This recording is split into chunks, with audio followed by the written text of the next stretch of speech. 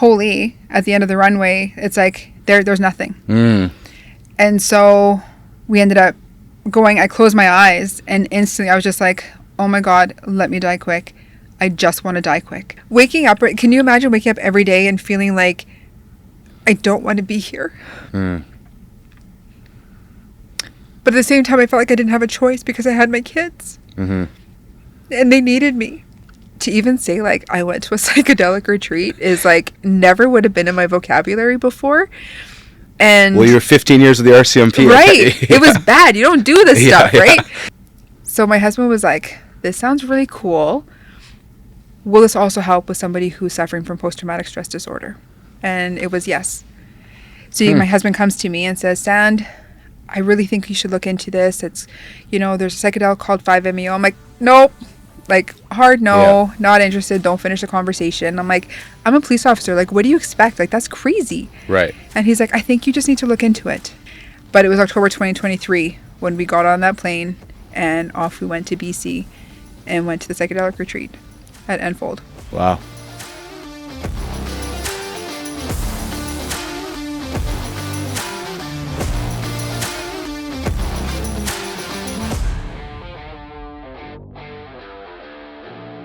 So I'm excited about this conversation today. Obviously, you were a police officer with the RCMP for almost 2 decades.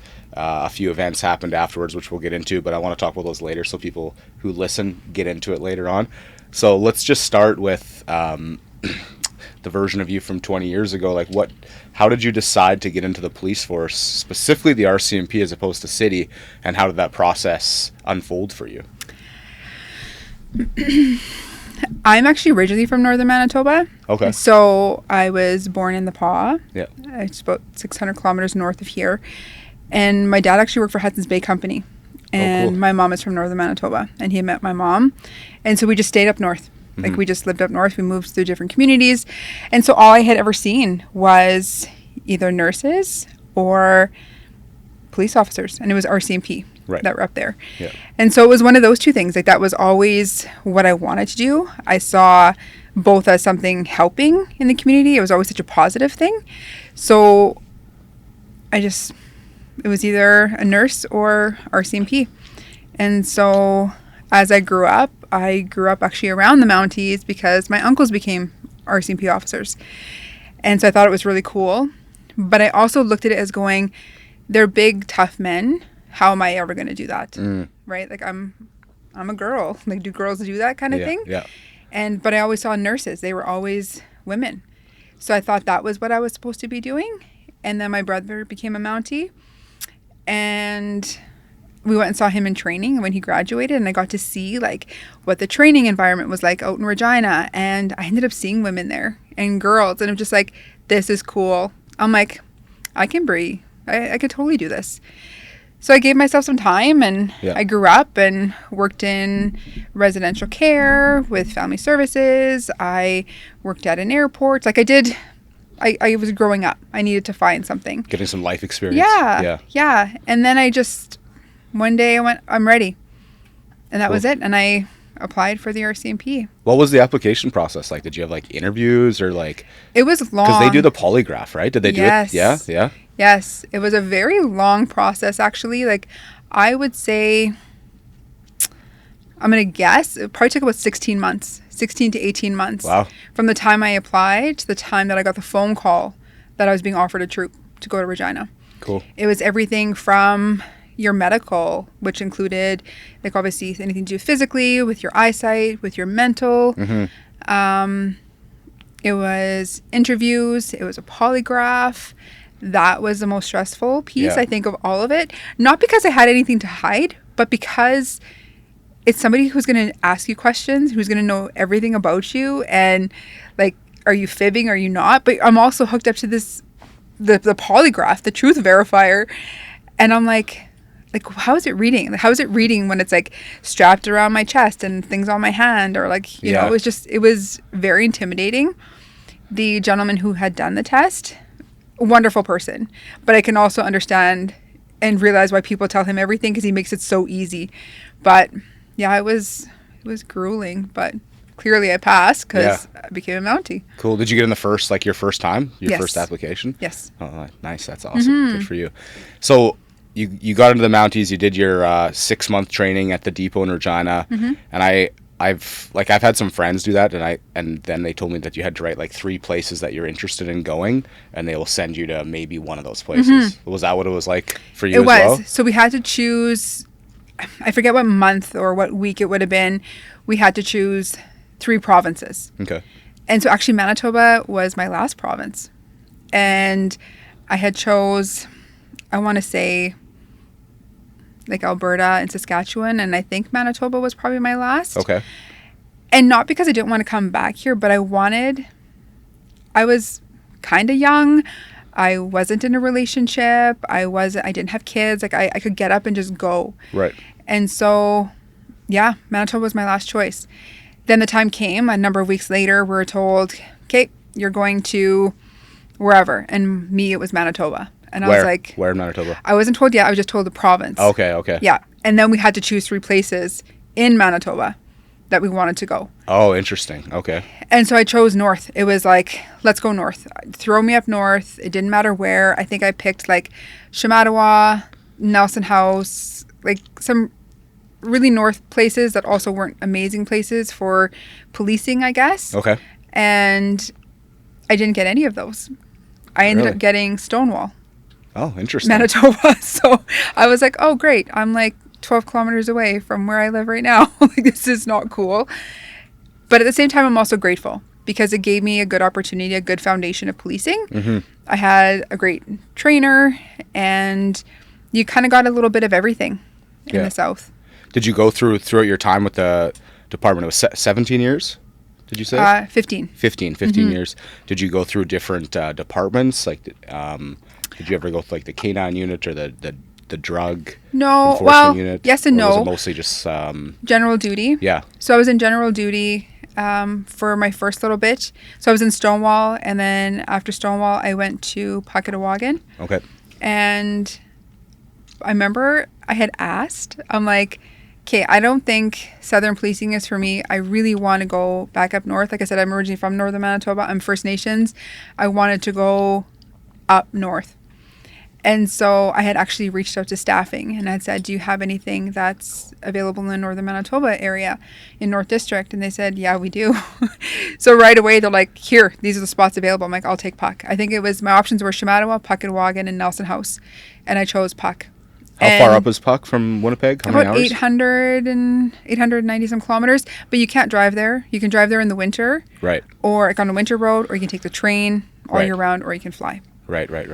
Yeah, I can't imagine there's a lot of RCMP officers that like want to go there, right? Right. So yeah, that's interesting. So what do you think people would say, like at the height of your policing, like obviously you're wearing, a vest, police outfit, uniform, and on the outside, pretty, tough looking exterior, but what was happening, would you say, like on the inside of you?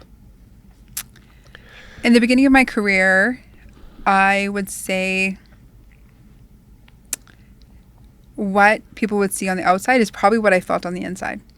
People saw this like strong exterior and like you're pretty badass and like how cool is it to see a chick who's a cop? Yeah. And I really felt that actually. Like it's almost like the saying that we used to hear from our drill corporal in depot, look sharp, feel sharp. That's what I felt like. Over time, it started to diminish for sure. I didn't feel like I was slowly starting to feel weak, and I was slowly starting to have these weird feelings of like something's going on in here. That it definitely didn't fit the exterior. Okay. Why was that? Like, was it a self-care thing? Was it you didn't feel like you had a purpose? Are you able to pinpoint what exactly made you feel that way? I think I could say, so in actually 2011, if I can go to 2011, is I was involved in an accident coming out of the community that I was working in. And unfortunately on takeoff, our plane couldn't take off. And we ended up kind of going over the end of the runway, but over a cliff. And unfortunately the plane started on fire and we had a hard time getting out of the plane. We were able to get out all of us except one person ended up perishing on the plane, and we just couldn't get him out. Wow. And so you were, sorry, let's back up there. I want to cover that. So you were about to leave the community like on service, or you were I was working that day. Yeah. I was actually coming home to get married. That's probably an important piece. Oh, wow. I was coming home to get married. And so I was actually working that day. Where's home? Like Winnipeg? Like and, yeah, I was coming back to Winnipeg. Okay. Yeah, my awesome. fiance was here. Okay. And I had worked, I got off like an hour early. And my corporal that I was working with at the time, he's like, "Okay, go get your stuff. I'll pick you up. I'll take you to the airport." I'm like, "Okay, cool." And packed all my stuff. I had like tons and tons of stuff because we're also going on a honeymoon after and everything. And so I just changed, threw on like some jeans and a hoodie. Like it's like, okay. So I was going to fly to the Paw. And then from the Paw, I had to drive from the Paw to Winnipeg. Oh, wow. And so it was going to be a long day. Yep. So anyways, I got all my stuff. I had to bring my uniform with me because I had to do some qualifications for my firearms when I was down. So I was like jam-packed. I had my cat with me. My corporal dropped me off. Wow, you had everything from that double wide trailer with you. Everything, Sounds like. everything, yeah. And my corporal dropped me off, Okay. and it was a beautiful day. And it was Really? July 4th. It was gorgeous. It was like, it was sunny out, and it was, a bit of wind, but like, it actually couldn't, for me, it couldn't have been a more perfect day to travel home. And How many people were on the plane with you? there was 9. 9? Okay. And so we all got on the plane. I was actually on the plane with a couple nurses that I often would communicate with or would get together with. One of them was like a mom to me. So it was nice to be on the plane with her because she's giving me advice about marriage and what to do, what not to do in the beginning. And we all got on the plane as normal. Nothing out of the ordinary. There was no concerns. The pilot didn't show or say anything. He's just like, "Hey, load up." And we all because loaded up. you had been flying in and out of this community all the time. for, all the time. Like how many times have you been on a plane like that before? Like 100? A few hundred times? You know, probably 100 times. Only because also too, when we're younger, I lived up north with my family, so we'd have to fly throughout the different communities, even on float planes. Right. So to fly was nothing. So you just get on the plane like it's just a normal day. Like it was nothing. Yeah. I was coming home, going, "Okay, I'm off for 3 weeks now." Wow. And couldn't take off, and So when you say couldn't take off, like did you guys go through the runway? Did you take off and crash land? What happened? So I don't want to call it an airport terminal, but like there's the building, like the room kind of thing. Right. And then there's the runway. So I remember we came out and then we went to the left and then we went to the end of the runway and then we're going towards the community. So as you're going towards the community, there's water and then there's the community. And so as we're trying to go, you kind of feel that motion like you're about to go up. Yep. And then you kind of go back down. I'm like, "Oh, that's weird." And then we go back again and then we're not going up. And then all of a sudden you just feel this like breaking because it's like a gravel kind of thing. And you feel this like you're jerking and then people started yelling and screaming because then I started realizing, holy, at the end of the runway, it's like there's nothing. And so we ended up going, I closed my eyes and instantly I was just like, "Oh my God, let me die quick. I just want to die quick." Oh my God. Because I knew what was at the end of it. And if we tried to take off, we wouldn't have had enough room to take off. And I remember the pilot saying to me when, like after, and where he's running and I'm running to go get help. And he goes, "If I took off, we would have hit the hydro line." And so it was so kind of putting it all together in my mind was he either braked and we went over and hoped for the best, because if we would have taken off, we would have hit the hydro line and we would have blown up. Yeah. So obviously I'm grateful that we went over and I'm still here. But yeah, to have that such a close near-death experience, it changed me. That moment, it changed me. Yeah. Mm-hmm. So you were going home to get married. What happened Yeah. with all that after? Like, I imagine you couldn't go home that day. I got medevaced home. Oh, no way. Yeah, Okay. I got medevaced home. So we all actually got taken to the nursing station. And because of the impact, it was so great because you're going full speed. Yeah. I had, my hips definitely hurt, but we didn't know how bad. Right. And so the nurse was worried that I broke my pelvis. But they didn't have the x-ray machine up there. So all I did was I took some tensor bandages and some ice packs and I taped my hips up.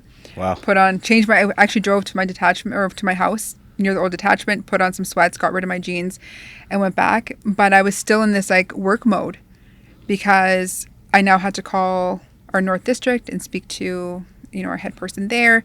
I now had to call my fiance to tell him like, okay, I'm not coming home right now. And I do remember calling telecoms because I ran from the scene into the room, the airport room, and called telecoms and told them that we needed fire and if they can call. Oh, so you were the one that called like 911 basically about the crash. Yeah. Wow. And the woman I spoke to, I knew her because, she was one of our dispatchers, and I had actually asked her to call my fiance and say, like, just let him know that something happened to the plane. I'll call him in a little bit. I'm okay. And like that was it. So she did. But there was another girl who was also working that day who was friends with her, and she knew that my brother was also a Mountie, and so she needed to call my brother before my brother found out from somebody else that something had happened. Yeah. So she had called my brother to let him know, so he kind of knew something. And then when I finally had a moment, I'm like, oh my God, I have to call Stan. That's my husband. Yeah. And I had to call him. So I called him, and when I got to the nursing station, I'm like, hey. And he's like, hey. He goes, what time are you getting on the plane? He goes, like, what happened? I'm like, what did they tell you? And so he just said that something happened to the plane, went off the runway, but like you'll be on your way shortly. And then I had a moment to like really reflect on what had just happened within the last 20, 30 minutes. And I lost it. And I'm like, somebody's dead on the plane. And he's like, pardon? I'm like, we've gotten to a crash. Our plane is gone. It's on fire. Somebody's dead. Wow. Oh, so the whole plane like was fully engulfed in flames as well. Mm-hmm. Wow. So I want to rewind for a sec then. Like when the plane crashed, you said you had your eyes closed, thinking this was it. Like, you were like, I just want this to end quickly. And then it crashed, and you realize like you're still there, and although injured, you're able to get out and move. Like what happened to the other 9 people? Like there were some people that were badly injured, one deceased, obviously. Like how did you get out of the plane before it engulfed in flames? So I was like in the second last row on the left side, so I would have been behind the pilot, and it was a caravan plane. And so when I realized like, damn, I'm still alive, I'm like, get me the F off this plane. Yeah. I grabbed my purse, but I also had my cat that was sitting in a crate that was sitting on my lap. Oh, right. It was gone. It actually flew forward and it cracked open, and I don't know where my cat went. But I was like, oh my God, I'm alive. So I grabbed my plane, and I remember looking forward, and unfortunately I had seen, like, everybody's now, it's chaotic. There's screaming, there's yelling. You can smell, fuel. You can smell and feel fire now. And so it's like, oh my God. And then the 2 people, like the 2 nurses that I had mentioned earlier, they were in the back trying to get the door open. And so everybody else was trying to get up from their seats. And I remember noticing there was still somebody sitting in his seat. But you could also feel the heat now coming in the plane. Right. And so we all kind of rushed to the back. Like everybody was able to get up, unfortunately, except for the one individual. And the pilot was able to get out from the front as well. And so we're all going towards the back of the plane. And I was somehow able to get the door open. I don't know. Like if you put me back there now, I'd probably look at it and go, no clue. Like I don't know where to pull and push and that kind of stuff. Right. But that moment I knew. So I was able to get out through the stairs got out the stairs, and then kind of scaled the cliff a bit. Everyone was able to get out. So there was nobody that was not able to walk or anything like that. So everybody was able to get away and get out of the plane, which was good. Wow. The couple, scratches and cuts and sore and that kind of stuff. But we were all able to move for the most part. So, going back to your policing journey, you had mentioned things like ODS, which is like off-duty sick time. And sometimes people can poke fun at, like, they call it off-duty sad time. And just like these like micro messages that can like erode at people over time. Like how do you handle things like that? And, was it small things like that eventually led you to a career change? It wasn't so much those. What led me to a career change was I wasn't well. Right. Justice. I was not. Things started creeping in. Right. They started creeping. Well, I'd imagine in the police, like, there's just so many events that you probably see day to day that the general public would never see, that take a toll on a person. 100%. 100%. I think it was, I would say everything changed for me in 2011. Honestly, things that happened in 2011 in the plane crash, that started this weird feeling of like, almost like constantly having this like pain or like something like going into knots in my stomach all the time. I started having issues being in small spaces. I started having issues being, having to be in one place. Like if I had to stay at a scene for a long period of time, it was hard because it was like I had no control at this point. I had to stay here. I'm being told I had to stay here and I cannot leave. And I would stay there, but it was hard. And it just continued to compound over time. It was, I had to drive. I had to be the one in control. I didn't trust anybody else driving. And these are people that I worked with, that who were supposed to have your back. Like but your partners. I didn't trust them. I had issues even with my husband driving. If we had to go visit family in Saskatchewan or go visit anywhere, it was, I needed to be able to get out. So if I said I had to get out, I needed to at that moment because I was going to have a full-blown panic attack or a full anxiety attack. And they're horrible. But I didn't know how to tell my husband that this is what I was struggling with because I didn't know what it was. I just knew that something was wrong. And I just thought I was messed. Like, this is horrible. I'm ruined now. And I would find reasons and excuses to tell him that I needed to stop. I was grateful that the kids were young enough that they had diapers still. So I'd use that as an excuse that we had to stop and change their diapers or I had to feed them. Or, even when I was, nursing the kids, I'd be like, I have to stop, I have to nurse them. But it was because I was having an issue, not because they were having the issue. And it just continued over years. Things just started getting worse. Yep. I knew that my relationships with like some of my friends was changing, and it was because of me. It was because I was finding reasons and excuses not to want to get together, or not responding to messages, or like things like that. I started not going to like all the family events. I'd find reasons not to go to the family events. I'd find reasons not to go to things with my husband because I just couldn't. Like I physically felt ill every time I had to go somewhere. Going to work was difficult. I would cry from the moment I'd get into my vehicle when nobody would see me until a few minutes outside my detachment or the office. Like I worked in headquarters in the missing exploited persons unit, and then I went to a special projects team as part of major crime services. I would cry on my way to work. Or else I'd call my mom. I'd call my mom because my mom knew probably most of what I was going through, but not the whole story. Yeah. I would only share surface level stuff with her, but I needed to talk to her, and she'd help me keep my mind off what I was feeling. Because if I couldn't talk to her or couldn't talk to somebody, I would have to stop, whether I'd have to vomit or I'd have an upset stomach. I'd have to go to like a garage or something just to like deal with it. And it was hard.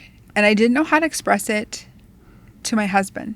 The person that married me, the person that was to love me, and we had fun and we did all these things, but I knew things changed the moment that we got married because of my plane crash. I knew that I wasn't the same person that he proposed to the year prior. And, we continued, in our marriage, obviously. Like, I loved him. We loved each other. We had children. And things just started getting worse. And then I was still working.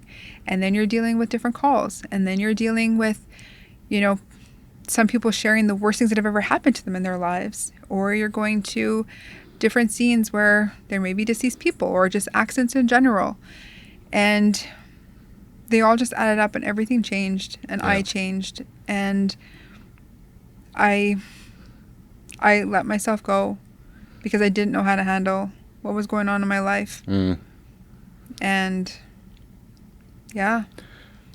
So there was the combination of that, and then also you mentioned that relatively recently that you had two friends in the force, I believe it was, pass away from suicide. Is that correct? Now I know that's a touchy subject, but I just want to talk about that because you had mentioned in your questionnaire earlier that one of your largest accomplishments in life, and I love this, by the way, is choosing to live versus suicide. So tell me about adding on to what you were just talking about, and then having two of your closest friends gone, that must have taken, it to a whole nother level. Sorry. That's okay. I might need to get that tissue box from you here.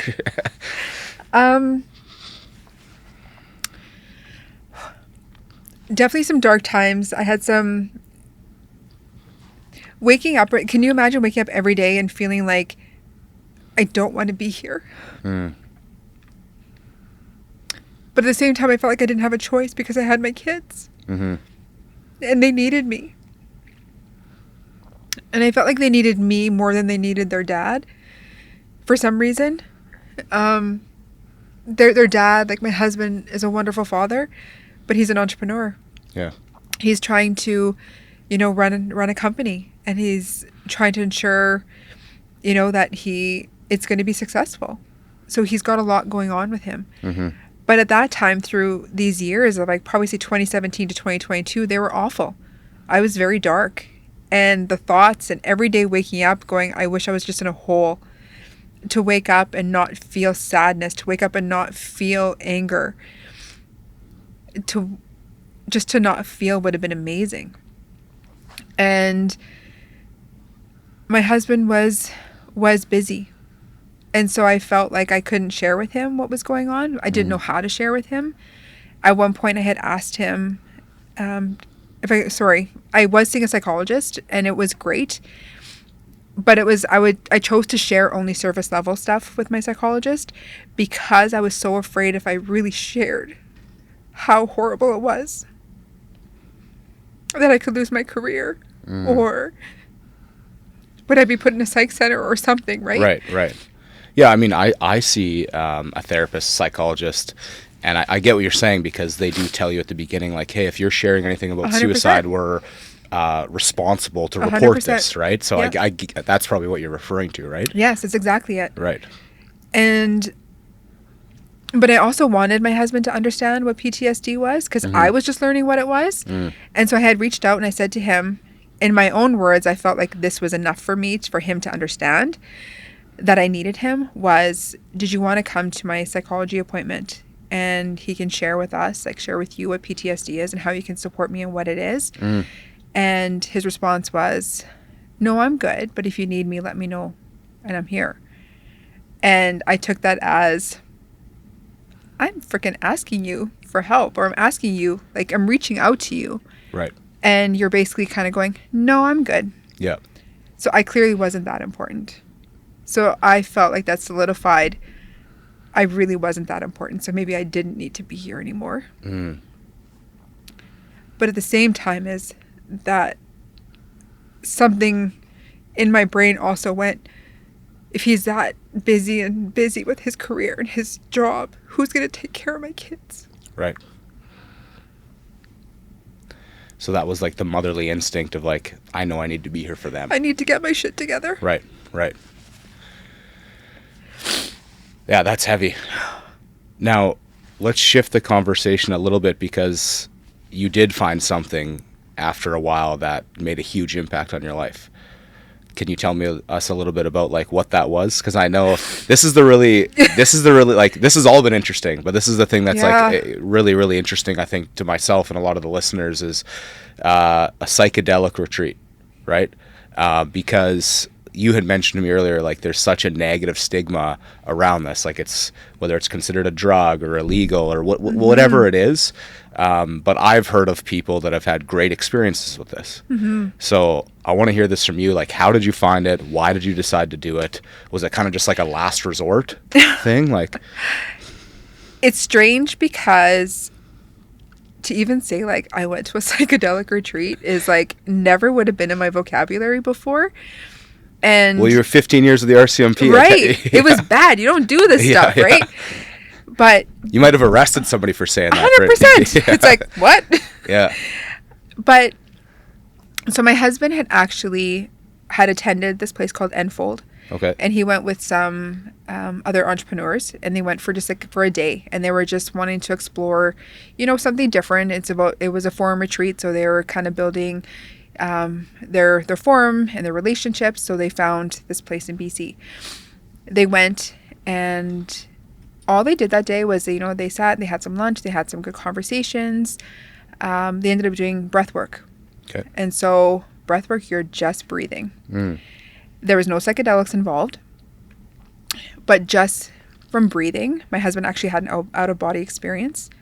And so he shared with me later, I won't get into too many details, but the fact that he said he had an out-of-body experience and that he actually saw his grandmother, which was like, wow, that's pretty cool. And it's one of his favorite people in the world was his grandmother. She's since passed.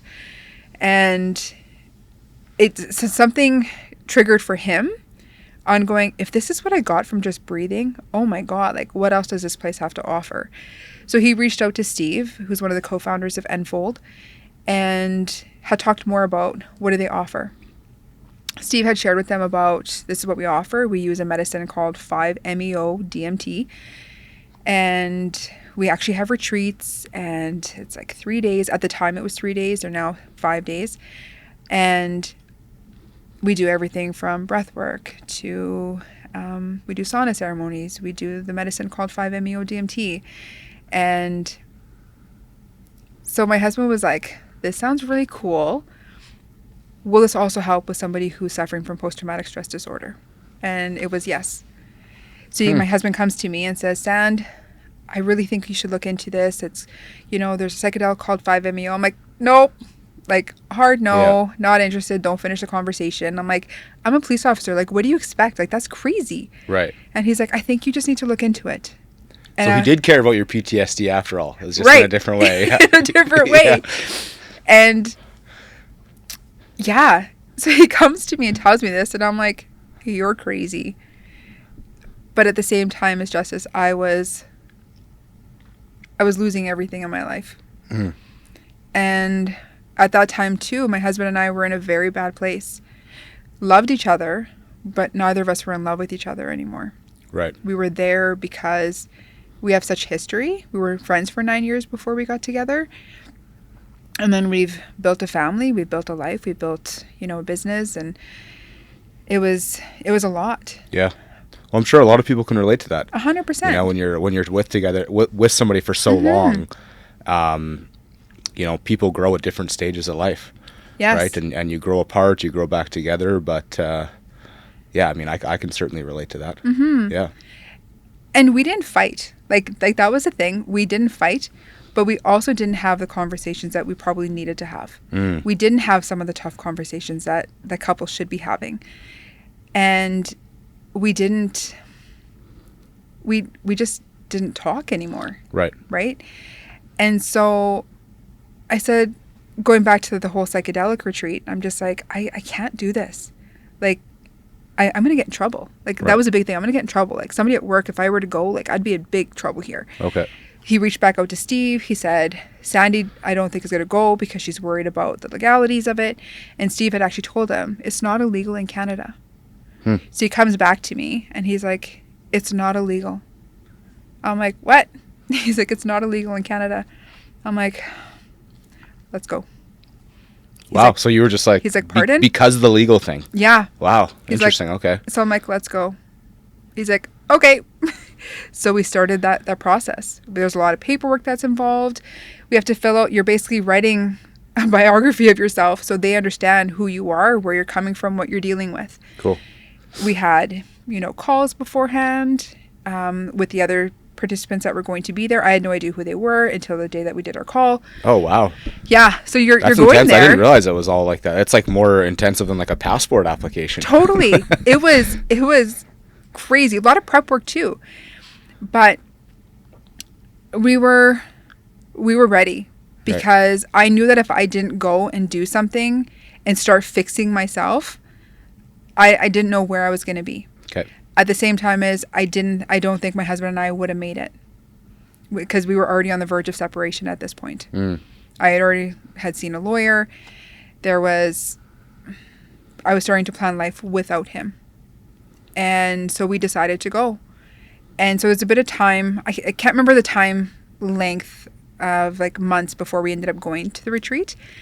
But it was October 2023 when we got on that plane and off we went to BC and went to the psychedelic retreat at Enfold. Wow. Okay, I need to hear about your experience with What would 5 meo DMT. 5-MeO DMT. So, like, I don't know much about psychedelics. I've listened to a few people talk about them before. Is it like a pill? Is it something you smoke? Is it like what is it? So it's something that you smoke. Okay. Yeah. So it's actually in I guess like in a pipe. Yeah. So you just kind of smoke it. It's heated up and then you inhale it. There were so many pieces to Unfold, and like I said, everything was like when you arrive there, you actually hand in your cell phone. Oh, really? That was crazy, especially somebody who's an entrepreneur like my husband. He's now got to hand in his phone for the next 3 days. Me, who got a hand in my phone going, I can't keep in contact with my kids. Like, how am I going to know how they are? Like, my anxiety is now heightened as I get there. Right. Get there, but you also feel this like relaxation when you're kind of there, going like, I'm here to heal. They do everything from your food is taken care of. All your needs are being met. You have to worry about nothing but yourself and allow yourself to be present. First day, we just get there a little bit later. You have dinner together. You kind of do, you meet in the sacred space, and you just kind of do a little bit of talking, a little bit of breath work. How many people are there with you? There was 4 of us. It was my Okay. husband and I and 2 other individuals. Okay. And Small group. Yeah, small group. And then that would have been Wednesday. Thursday is ceremony day. So this is the day that we're going to be smoking this 5-MeO. Some people call it like you're going to smoke the toad kind of thing. Yeah. And everybody had their own times. So everybody had different time slots. And Austin and Steve, who are the co-founders of Unfold, they are running your ceremony with you. Okay. And so I was the 3rd person to go. So I remember the ceremony space, there's 2 rooms below, but the ceremony space is upstairs. And so I remember being in the room. We're also in noble silence. So I can't even talk to my husband. I can't talk to anybody else. If it was one of the staff that was like, preparing meals and such, I can talk to them, but very quiet. But I remember being downstairs and I'm writing in my journal and I could hear one of the participants going through their ceremony. And I was like, oh my God, I can't do this. Because it was like yelling and screaming and crying and like banging. And I'm like, what is going on up there? Oh, wow. So I started like, I'm really nervous now at this point. And then it was my turn. And I was so scared. I was scared because I never should have watched it. It's like women who are pregnant who are going to have babies and they go watch YouTube videos about what delivery is going to be like. Right. I did the thing of going to watch people who have done ayahuasca or other psychedelics and what they go through. Never should have done it. Oh, wow. Because I'm going, oh my God, I'm going to pee myself. I'm going to poop myself. I'm going to flop around like a fish. Like, I don't know what's going to happen here. Right. You feel like you're just going to be embarrassing. Oh, 100%. Yeah. But when you walk in there, it's like my nerves became very minor at that point. Still nervous, but in a good way. And so I sit down. The space is amazing. The music, the sound. Like, I can close my eyes right now, Justice, and be right back there and go, this is amazing. Wow. Like, I just feel it.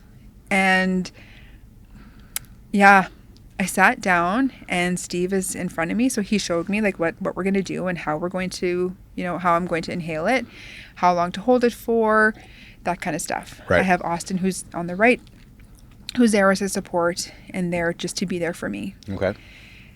So off we go to start our first dose. It's a lower dose and it's more like almost like a meet the medicine kind of thing, or just like an intro to kind of get yourself, climatized almost to it. Okay.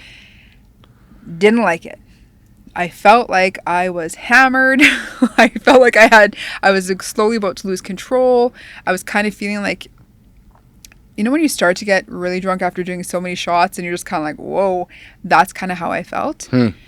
I think I probably catastrophized it for sure because I'm just like, it's probably not as bad as I'm thinking it is, but I felt what was bad about it for me was I felt like I was going to lose control. Right. And I already had control issues. It's like the unknown. Yeah. Yeah.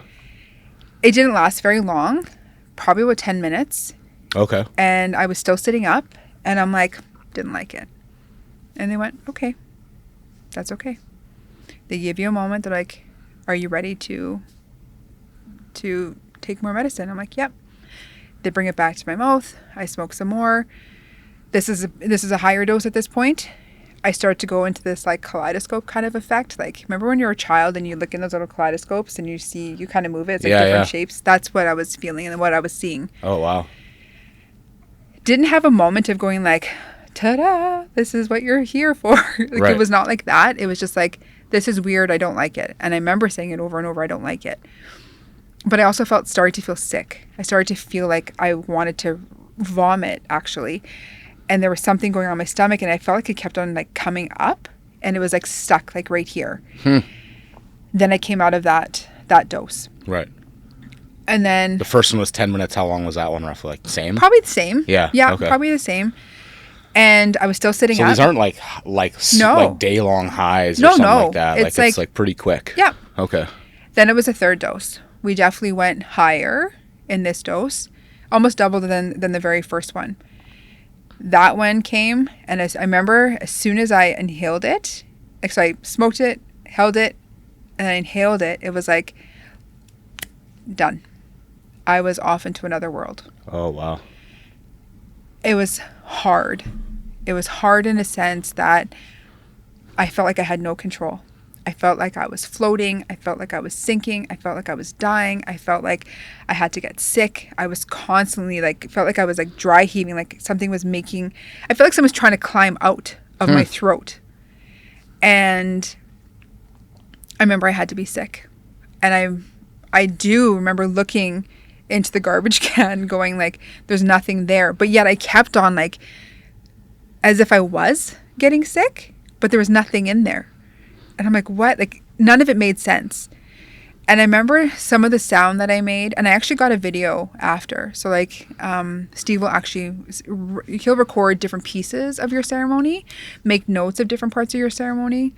And so he sent me those videos, and it totally made sense because in my head during my ceremony, I was making some crazy noises. I was crying, but I was like yelling. I felt like my head turned into a goat, which is the strangest thing ever. I actually had my head was a goat. This is what I had seen. But it was because of a sound, these sounds that I was making. None of it made sense. Where a goat comes into play, no idea. And Then at this point, like, you're not aware of what your body, like, what you're doing, really? Not Like, not you're really. sitting down the whole time? Yeah, I was sitting down. Right. And I would open my eyes, but things were just like, it was like pixels. It was like slowly Right. moving things. So I kept my eyes closed. Right. Because it was easier to do it that way. But then when I closed my eyes, I would just see like different shapes. But then I saw, when my eyes were closed, I felt like my body had left from like my waist up. It was like a genie was like watching me. And I remember leaning into Austin, and I was sobbing, and just like I needed her, and she was caring for me. I felt like I felt helpless, but I was watching, like, my body, my genie, which was me, was watching myself Yeah. be like a baby and just cry. Wow. And I can't tell you how long that time was, or how long like that piece was. I definitely know it was a lot longer than the first two doses. Yeah. And then I kind of came to, and I was just like, it felt weird, but I also was, I felt unsettled. So even though I experienced this, and it was like, you're letting out all this craziness, all this crying, and I didn't feel like I didn't feel done. You didn't feel like accomplished yet? No. Yeah. But I was also scared to do it again. I Yeah. was scared to do another one, because if this is what I was feeling at this point, I wasn't sure I wanted to feel any more of this again. Right. So I took a moment, and I'm just like, I need to stop, Steve. Like, I need to stop for a minute. I'm nervous and I'm scared. I don't know if I want to do this. And then he goes, okay, just take a minute. He's like, what do you need? I'm like, I just need to chill. He's like, okay. So I got up, I went outside for a minute, like on the balcony, had a glass of water. He's like, you know what? I have something for you. I'm going to play this song for you. You're going to be in a great space. He goes, I just want you to just relax. I'm like, okay. And on goes my favorite song, Gin and Juice by Snoop Dogg. Oh, yeah. Great song. Amazing. Definitely didn't think that'd be your favorite song, no, but I love it. Right? Yeah. And as soon as it came on, I'm like, yes. So off we go. Me and Steve just, rapping along and dancing around. And it was just like, it put me in such like I'm like, okay, I'm good. Right. And just like a positive mindset. Yeah. Yeah. And then I'm like, okay. He's like, are you ready? I'm like, and this is ceremony number 4. Ceremony 4. Okay. So same ceremony, 4th dose. Okay. 4th dose, right. And I was like, okay, I'm ready. He's like, you ready? I'm like, yeah. I'm like, I've done harder shit. Let's do this.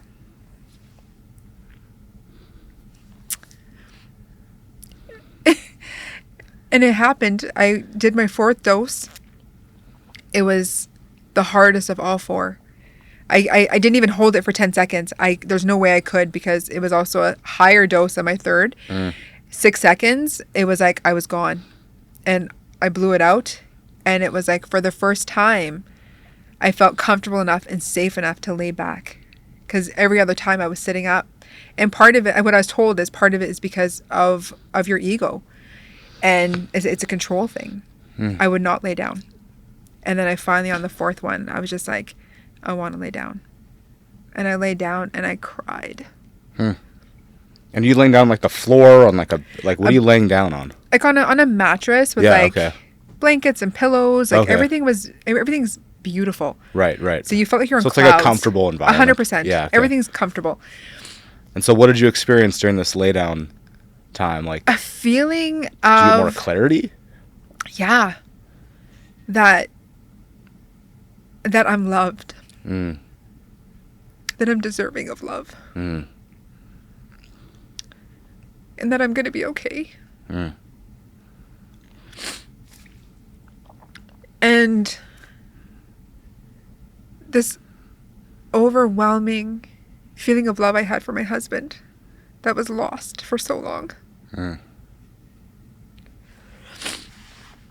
And so I laid there and I cried and I cried, but it was different. Like I had a glimmer of hope at that point. And I remember as I was definitely coming to, like I was still in it, but I could tell that I was starting to come out, and I was holding Steve's hand. And I remember looking at Steve and I'm like, I love my husband. He's like, I know you do. And I remember sitting up, and it was like, for the first time, I felt like I could breathe without any restrictions, if that makes sense. It was like for so long, I've been holding my breath. And then it was like I could let go of my breath and I could breathe, and it felt amazing.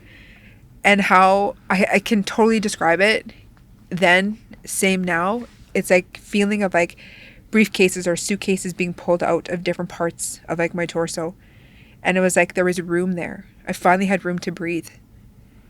And it was so beautiful. And I felt like my shoulders dropped. I felt like I could sit up straight. I felt like I wasn't hunched over. And I remember just sitting up and going like, damn, this is crazy. And I stood up and I hugged both Steve and Austin.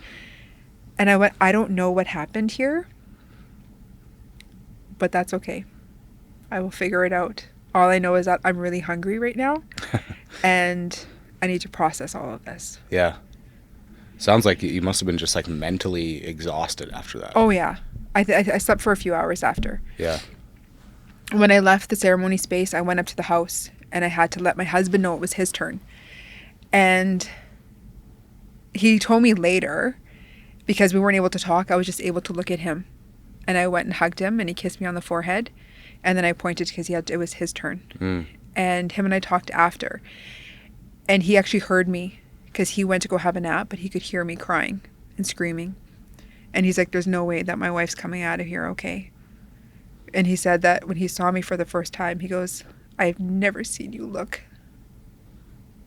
so relaxed and so content in the years that we've been together. Wow. Peaceful. Yeah. And it continued, like the experience continued because I was still at the retreat for another day and a half. Right. We did like a sauna ceremony, which was incredible. We did breath work, which was, again, put me in such a different space. Like I was living in an altered reality during my breath work with no other medicine being taken. It was just purely just our breath. So when you went to this retreat, like that day where you did the ceremony, the 4 doses, do you do that again later on, or that's just the one day? That is the one day. And then you move into like breath work and sauna afterwards. Okay. Yeah. Interesting.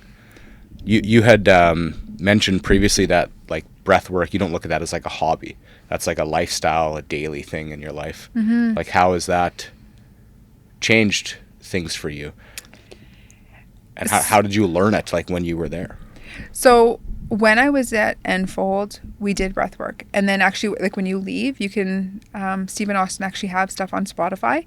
So you can, do breath work, at home, like by yourself or with others. And my husband and I would do it. I would do it sometimes just when I was feeling a little bit uneasy. I think what I need people to know. Kind of like meditating? Yeah. Yeah. What I want people to know is that when I left Enfold, it wasn't amazing. There was, as much as I felt, some clarity in some things, I now had to integrate my experience, what I had experienced in Enfold, now into my own world now. Because now I'm back in the real world with children. I'm going back to work. Right. Nobody knew at work that I had gone to the psychedelic retreat because I was still working. I didn't leave the force until about 3 months later. And having to integrate what my experience was at Enfold into my real world was different. It was hard. But what made it easy was that I had my husband there and he had experienced what I experienced. So to share things with him, but also the people who I was at Enfold with. And, speaking with Steve and Austin after and being able to, talk about what I've experienced or this kind of stuff. There's always follow-up. They're always available for a conversation. Mm-hmm. And breathwork just became, and meditating kind of became one of these tools. Yeah. It didn't always work. I definitely started to have some tough times after I left the RCMP, trying to find out who I was without the badge, trying to find out not having a career at this point, right? Like, who am I now? Right. Did you feel like there was like a sense of identity or something lost? Yes. Yeah. For sure. I remember saying to my children, and like they were a bit younger, I'm like, how do you feel about Mom, not being a police officer anymore? And my younger one said, I'm sad. I'm like, oh. I'm like, how come? Because you're a police officer. Right. And like to him it was, you're this like superstar, superhuman, right? Superhero kind of thing. A badass. And, yeah. And my older one, he was a little more in tune. He's like, are you happier, Mom? I'm like, yeah. He goes, then I'm happy for you. Nice. And I've definitely gone through like waves of like good times, bad times, but even the bad times have been good because I've been able to really work on things. I'm not burying them deep within and leaving them there to just rot, which will eventually rot me. I'm ready and I'm prepared to start dealing with things that have come up. Yeah. Things that have happened in my career, things that have happened in relationships, people that I felt have done me wrong. Being able to if anything, send love to the ones who I felt have done me wrong. And being able to let go of other people's garbage. Being able to let go of some of the files that I've been involved in. And not carry that. Yeah. And that's really hard. It's really hard as a first responder, like whether it be paramedics or fire or, doctors, nurses, like you're seeing horrible things. Yeah. And we are humans and we can't help but, not think of these things. You can't just unsee them. But I can say now, like I have a different way of dealing with them. I actually deal with them head on. And I'm okay with it now. Mm-hmm. You also listed like staying and rebuilding your marriage. Like we're talking about your marriage here with Stan, and that was one of the reasons you went to this whole retreat thing. Like that's one of your greatest achievements, you said. How is like being honest, like almost like uncomfortably honest, like impacted your ability to heal your marriage?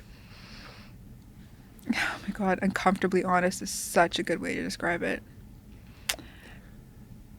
We went to Enfold for maybe the same but different reasons. Both of us went to, I think, work on ourselves individually, knowing that I had a lot of trauma from work.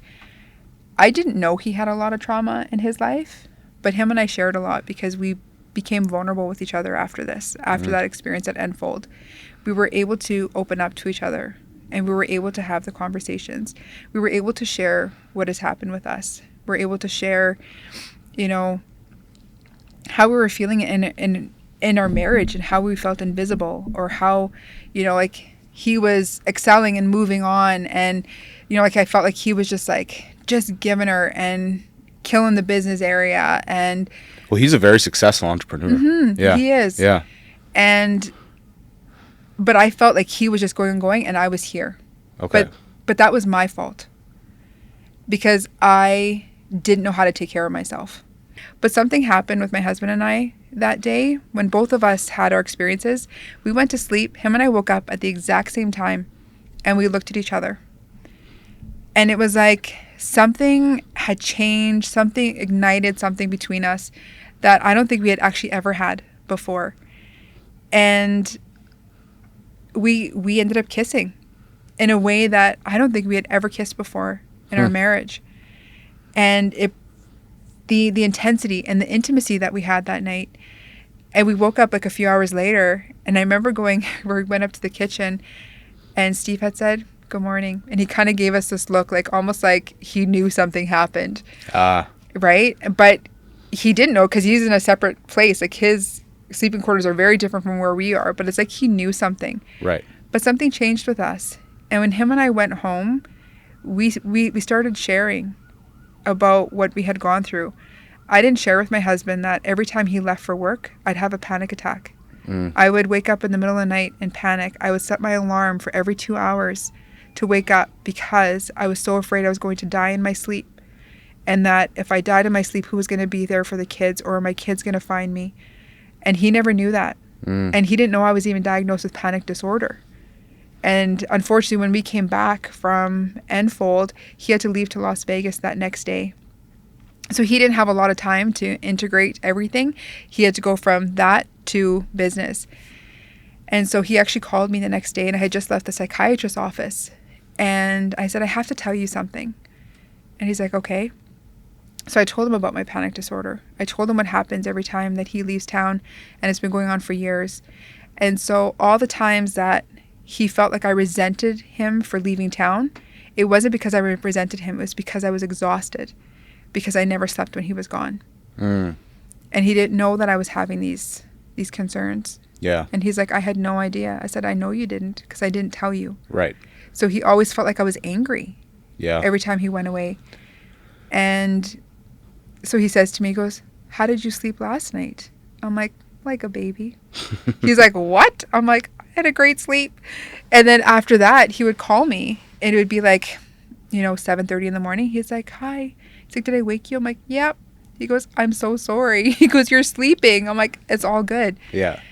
And it like I didn't always have great sleep after that. Unfortunately, I started going through phases where I started having nightmares in the middle of the night, and my sleeping was really horrible over the last year. I'm working on it, and it's definitely gotten a lot better. But that's the thing, though, is that I'm working on it. Yeah. We're a constant work in progress. 100% right? We are. That's why I personally look at therapy as like preventative maintenance. Sure, I mean, you can go to a session and talk to therapists if your life's on fire right now, for sure. But the most important times are almost when nothing in life is necessarily going wrong, but you're just consistently working on yourself, right? And that's so. I'm glad to hear that. Like, over the last few years, obviously it sounds like you were seeing a psychologist before, but it was surface level. Obviously, it's not anymore. You can tell, right? You're getting deeper, able to share with your husband. The uncomfortable honesty. If you're able to have difficult conversations about uncomfortable shit, it takes you to a whole nother level of love that you never even knew existed before. Yeah. Right? And I know that probably falls on deaf ears for most people, but the people that understand it get it. That retreat you went to, is that the only one you've done, or have you done others since? Because obviously it sounds like you had a good experience. We went again. Actually, we went back to Enfold. The same one, okay. Yeah, same one. We went, so first time was October 2023. The next one would have been the summer of 2024. Okay, cool. Again, an amazing experience. Yeah. It just solidified the path and the journey that we were both on was where we needed to be. Amazing. Yeah. I was able to personally get, released a little bit more, knowing that I had to work on some more, but that's okay. This time my husband was actually in the room with me while I had my ceremony, and I was in there with him. Oh, wow. Yeah, that was pretty intense. And Like doing it at different times though, like there to support yeah, each so other? I was there just kind of holding space Right. with him, Right. for him, and vice versa. Okay. And I don't think I would have had it any other way. Wow. It was just, knowing that I had the two people like Stephen Austin who are there to care and bring you back to your heart. Mm-hmm. And then I had my husband, that one person who is now my person. Yeah. Right? So, yeah, we ended up going back and came back and, again, trying to integrate back into the world, and how do I continue working on me and working on us, and yeah. Amazing. Now, for anybody listening to this that feels like maybe they don't have anywhere to turn, or feels like they, are in your shoes and they can really relate to that, what would you say to them? Not as a police officer necessarily, or a coach, but just as like Sande. Like, what would you say to somebody who's struggling right now?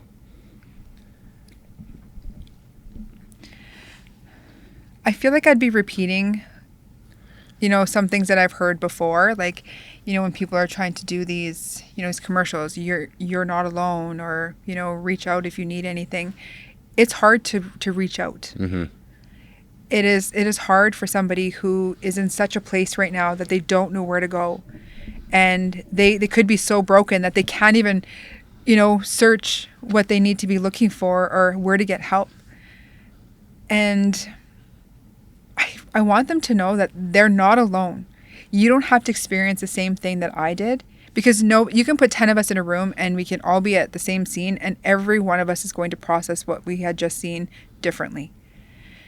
And don't underestimate what you've seen, or how you feel. I think so many people think, I didn't go through as much as Sande did. I didn't go through so much as what Justice did. Like, I don't feel like what I'm feeling is legit, or that I should be feeling, trauma or sadness, or, any of those things. Don't compare yourself to somebody else. Mm.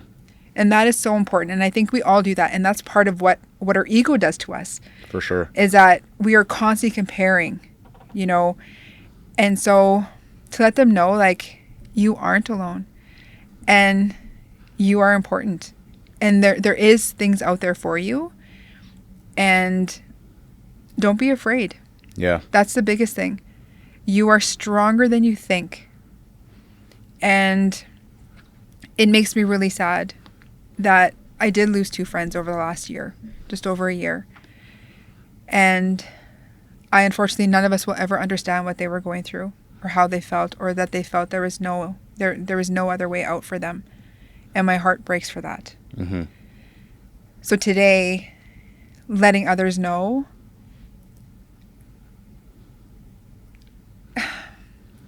it's so much easier just to say than to do. But over this last year and a bit, being able to reach out to people, that I had worked with before, or, other friends who have lost, other people, but letting them know that they are loved, and saying, I'm here for you. I love you.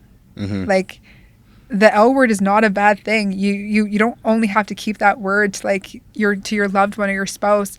You can tell other people. I tell my friends, yeah. I love you. Yeah. And so. And those are things that people don't hear a lot. No. Unfortunately, they don't. Yeah. But, if there's definitely people out there that are struggling that don't want to admit it. They suffer in silence. And the thing I love about this episode, so focused around mental health, but also just how inspiring your story is it gives people, whether they're in a tough spot now or whether they fucked up in the past and they want to rebuild, it just gives them hope, mm-hmm. right? Like there's a better future on the other side of asking for help. You just have mm-hmm. you have to do it. Yeah. So anyway, thank you so much for joining us today. Your story is very inspiring. I love how vulnerable you are. And this was just such a great all-around episode on so many different topics, specifically around mental health, coming back from suicidal thoughts. And I feel like it's going to give our listeners a lot of different things to touch on. So thanks for joining us today in the studio. I hope you had a good time. Thank you so much, Justice. Thank you.